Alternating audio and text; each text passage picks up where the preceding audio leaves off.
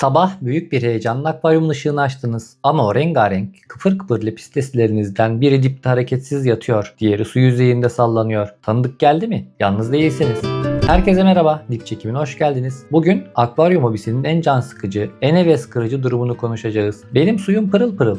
Yemini de veriyorum ama bu balıklar neden eve gelince 3 gün içinde ölüyor? Cevap sandığınızdan çok daha karmaşık ama çözümü bir o kadar basit. Eğer pet shop'tan aldığınız balıkları poşetiyle suya bırakıp hadi güle güle diyorsanız videoyu sonuna kadar izleyin. Çünkü muhtemelen seri katil siz değilsiniz. Sorun ithal balık sendromu. Hazırsanız acı gerçeklere iniyoruz. Arkadaşlar, öncelikle şunu bilmeniz lazım. Pet shop'larda gördüğünüz o şahane kuyruklu lepisteslerin %90'ı Singapur veya Tayland gibi uzak doğu ülkelerinden geliyor. Sorun şu ki bu balıklar orada aşırı steril ve yoğun ilaçlı sularda, hatta bazen tuzlu sularda büyütülüyorlar. Yani bağışıklık sistemleri doğal bakterilere karşı sıfır. Sonra ne oluyor? Bu balıklar uçağa biniyor, günlerce yol geliyor, stres tavan yapıyor. Siz bu prenses gibi büyütülmüş balığı alıp kendi doğal bakteri florası oturmuş tankınıza koyduğunuzda ne oluyor biliyor musunuz? Bakteri çakışması. Sizin tankınızdaki eski balıklarınıza zarar vermeyen o masum bakteriler bu ithal balıklar için ölümcül bir virüs gibi etki ediyor. Balık daha yol yorgunluğunu atmadan bilmediği bir biyolojik savaşa giriyor ve maalesef kaybediyor. Peki hocam, hiç mi balık almayalım? Hayır, alacağız ama doğru ekleyeceğiz. En büyük hata poşeti suyun üzerinde 15 dakika bekletip balığı salmak. Bu sadece ısıyı eşitler, suyun kimyasını değil. Yapmanız gereken şey aşılama, yani damlatma yöntemi. Balıklarınızı bir kovaya veya kaba alın.